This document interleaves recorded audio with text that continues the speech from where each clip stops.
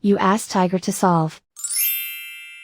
This deals with linear equations with one unknown. The final result is x equals 9/4.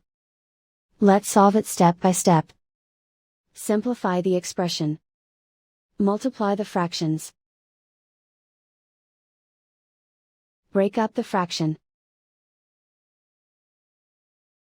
Find the greatest common factor of the numerator and denominator.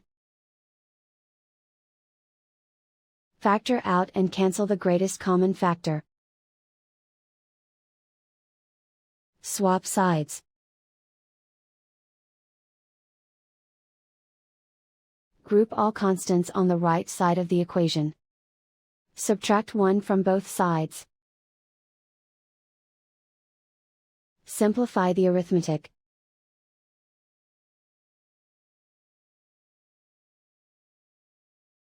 Isolate the x. Multiply both sides by inverse fraction 3/8. Group like terms. Multiply the coefficients. Simplify the fraction.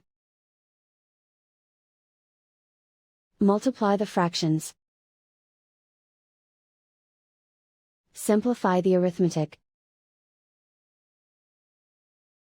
And so the final result is x equals 9/4.